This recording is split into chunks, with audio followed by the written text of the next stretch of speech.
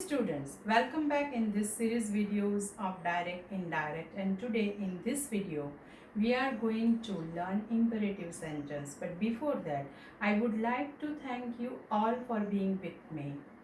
Now imperative sentence, that means આજ્ઞાર્થ વાક્ય, અને imperative sentence અને assertive sentenceમાં એક સિમિલારિટી છે કે બંને વાક્યો ફૂલ સ્ટોપથી એન્ડ થાય છે. તો પછી જુદા કઈ રીતે પડે એવો પ્રશ્ન કદાચ થતો હશે. તો એને જુદા સબ્જેક્ટથી પડે છે. એસર્ટિવ સેન્ટેન્સ એ સબ્જેક્ટથી શરૂ થાય છે, જ્યારે આજ્ઞાર્થ વાક્યમાં સબ્જેક્ટ હોતો નથી અને વાક્ય વર્બથી શરૂ થાય છે. આ બે વચ્ચેનો ડિફરન્સ છે. એની સાથે સાથે આજ્ઞાર્થ વાક્યમાં સૌથી વધારે જો તમારે યાદ રાખવા જેવું કે કોન્સન્ટ્રેટ કરવા જેવી વસ્તુ છે તો એ છે આજ્ઞાર્થ વાક્યને જ્યારે ડાયરેક્ટમાંથી આપણે ઇનડાયરેક્ટમાં ફેરવીએ ત્યારે જે આરવી મૂકીએ છીએ તે, કારણ કે આરવી અહીં બદલાતા રહે છે અને એ વાક્યના ભાવ પ્રમાણે મુકાતા હોય છે. જોઈએ મિત્રો, આરવી આપણું સેડ ટુ ને બદલે વાક્યના ભાવ પ્રમાણે આરવી મુકાય છે ઇમ્પરેટિવ સેન્ટેન્સમાં. તો વાક્યના ભાવ પ્રમાણે વાક્યનો ભાવ જો વિનંતીનો છે તો આરવી આવશે રિક્વેસ્ટેડ. વાક્યનો ભાવ જો હુકમનો છે તો આરવી કમાન્ડેડ અથવા ઓર્ડર્ડ. વાક્યમાં જો સલાહનો ભાવ છે તો એડવાઇઝડ. સૂચન હોય તો સજેસ્ટેડ, અને જો સૂચના હોય તો ઇન્સ્ટ્રક્ટેડ. આ સિવાય કેટલાક વાક્યો થોડા કોમ્પ્લિકેટેડ હોય છે, તો ઘણી વખત તમે વિદ્યાર્થી મિત્રો કન્ફ્યુઝ થાવ અને જો તમને વાક્યનો ભાવ બહુ ખ્યાલ નહીં આવે તો તમે એમાં ટોલ્ડ પણ મૂકી શકો છો. પણ મોટે ભાગે વિનંતીને દર્શાવવા માટે તો પ્લીઝ કે એવા શબ્દો હોય છે એટલે તમે સમજી જશો કે આમાં વિનંતી છે તો રિક્વેસ્ટેડ આરવી મૂકવાનું, હુકમ છે તો કમાન્ડેડ અથવા ઓર્ડર્ડ મૂકવાનું, સલાહ હોય તો એડવાઇઝડ, સૂચન હોય તો સજેસ્ટેડ અને સૂચના હોય તો ઇન્સ્ટ્રક્ટેડ. આના સિવાય બીજી એક મહત્વની વાત એ છે કે સંયોજક. આજ્ઞાર્થ વાક્યોમાં સંયોજક તરીકે ટીઓ ટુ મુકાય છે. અને જ્યારે આપણે, મેં પહેલાં કહ્યું તમને કે imperative sentence begins with verb, એ હંમેશા ક્રિયાપદથી શરૂ થાય છે અને ક્રિયાપદની આગળ જ્યારે ટુ લાગશે ત્યારે એ ઇન્ફિનિટિવમાં કન્વર્ટ થશે. તો હવે આપણે એક્ઝામ્પલ્સ દ્વારા એને સમજીએ.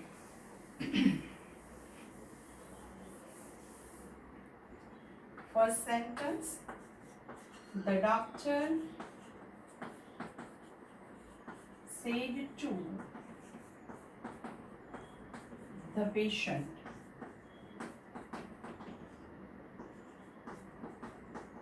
take your medicines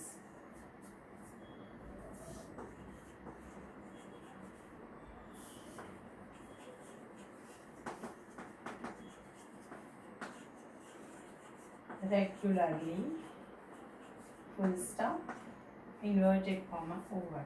ધ્યાન દોરો છો વિદ્યાર્થી મિત્રો કે એસર્ટિવ સેન્ટેન્સની જેમ ઇમ્પરેટિવ સેન્ટેન્સ પણ ફૂલ સ્ટોપથી પૂરું થયું છે, but it begins with verb.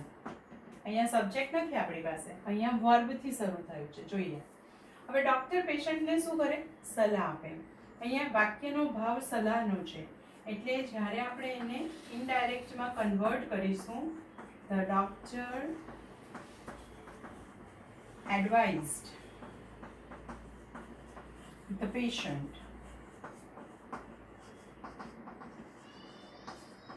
Comma અને ઇન્વર્ટેડ કોમા કાઢી નાખી અને એની જગ્યાએ આપણે મૂકીશું ટુ ટેક. હવે અહીંયા પેશન્ટ છે એને હી અથવા સી હોઈ શકે એટલે અહીંયા આપણે એનું ઈઝ કાં તો હર કરવાનું. અહીંયા આપણે his લખીશું to take his medicines regularly. Now the second one. The master said to servant, comma into inverted comma, bring this file, bring that file for me. Full stop, comma, over. તો અહીંયા master શું કરે? Ordered કરે, કારણ કે અહીંયા servant છે અને અહીંયા ભાવ પણ એવો છે કે માસ્ટર એટલે કે માલિક સર્વન્ટને હુકમ કરે છે કે પેલી ફાઇલ લઈ આવ. તો અહીંયા શું થશે? The master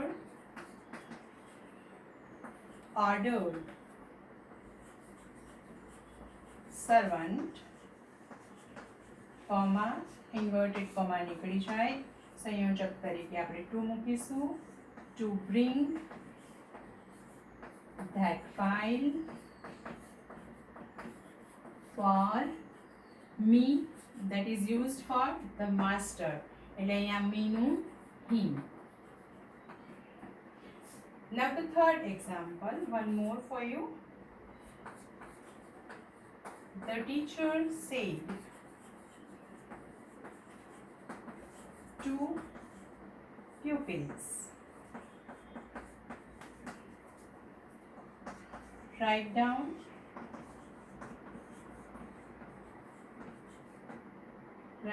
the complete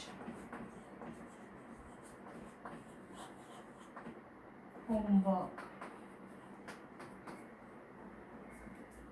The teacher instructed, સૂચના આપે છે વિદ્યાર્થીઓને, એટલે અહીંયા આપણે આરવી તરીકે instructed લઈશું. The teacher instructed pupils, comma and inverted comma ને કાઢી નાખીએ, સંયોજક તરીકે to write down the complete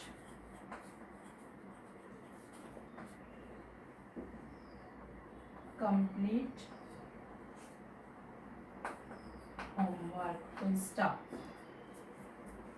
See, પહેલા વાક્યમાં સલાહનો ભાવ હતો એટલે આરવી તરીકે આપણે એડવાઇસ્ડ લીધું.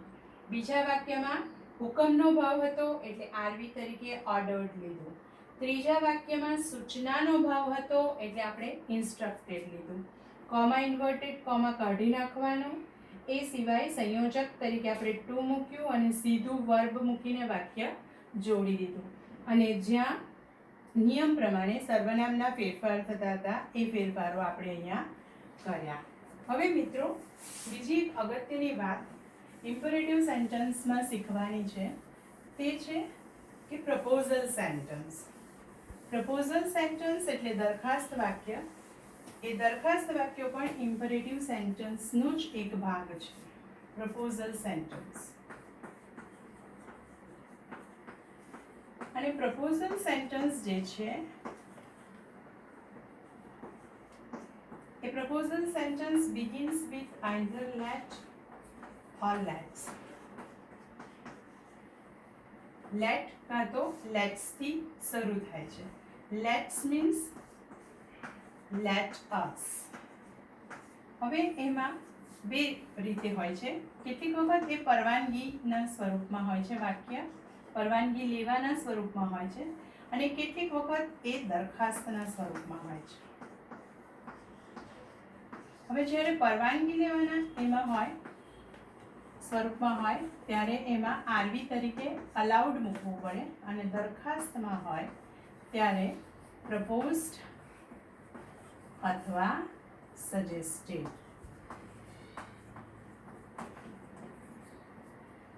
અહીંયા લેટ વાળું વાક્ય હશે તો એમાં તમારે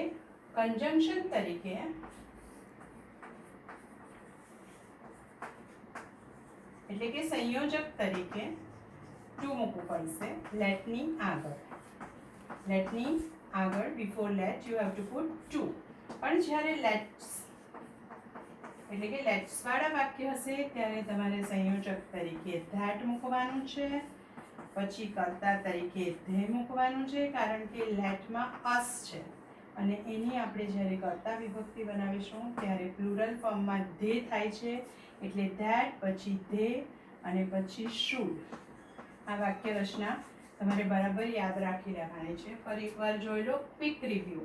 પ્રપોઝલ સેન્ટેન્સ એટલે દરખાસ્ત વાક્ય. એ દરખાસ્ત વાક્ય બે રીતે હોઈ શકે. પરવાનગીના સ્વરૂપમાં એટલે કે વાક્યનો ભાવ પરવાનગી લેવાનો હોઈ શકે, કેટલીક વખત દરખાસ્ત ન હોઈ શકે. પરવાનગી લેવાનો હશે તો એમાં અલાઉડ આરવી તરીકે વપરાય છે. દરખાસ્તમાં હશે તો પ્રપોઝડ અથવા સજેસ્ટેડ એ આરવી તરીકે વપરાય છે. વાક્ય બે રીતે શરૂ થાય છે, લેટ અથવા લેટસ. લેટથી શરૂ થતું વાક્ય હોય તો આગળ ટુ મૂકવાનું છે સંયોજક તરીકે, અને લેટ્સ વાક્ય હશે તો આપણે ધેટ મૂકવાનું, પછી ધે મૂકવાનું અને શુડ મૂકવાનું, કારણ કે ધે શુડ દરખાસ્તના સેન્સમાં આપણે મૂકીએ છીએ. હવે આપણે એના ઉદાહરણો જોઈએ.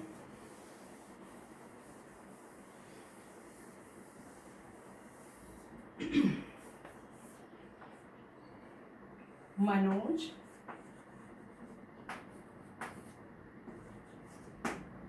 said to his friends, comma into inverted comma, let's go for picnic.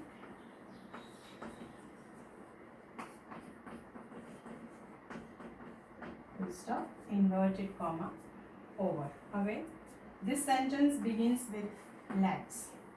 અને અહીંયા મનોજ એના મિત્રો સામે એક દરખાસ્ત મૂકે છે, એટલે અહીંયા સેડ ટુ નું બદલે આપણે શું કરવું પડશે? આરવી તરીકે proposed.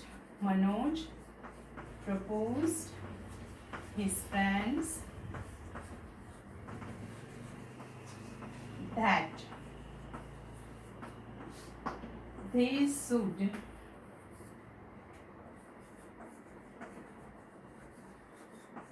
should go for picnic. Isn't it a lovely idea to go for a picnic? So if you want to propose your friends, you can in two ways. Manoj said to like that, and Manoj proposed his friends that they should go for picnic. Now the second one. Teacher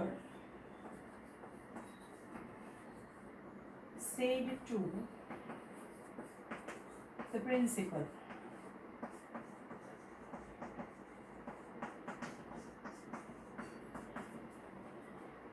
let me take my students on the playground.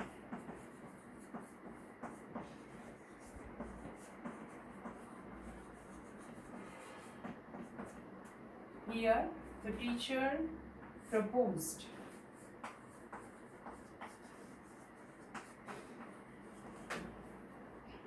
Teacher proposed the principal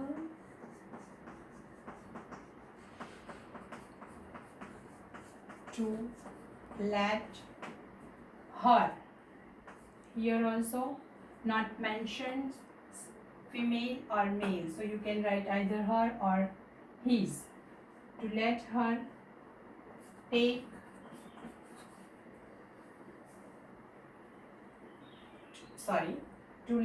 let her take her students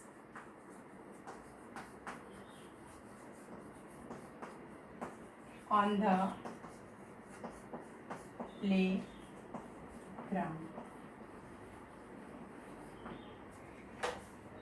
So friends, this is all about imperative sentence. If you have any questions and doubts, you can write it in the comment box. And we will meet in the next video with another remaining points of direct and indirect. Till then, learn by heart all the rules which I have taught you. And please like, share and subscribe my video. so that the others can also get the benefit of this. Thank you very much. Thank you all.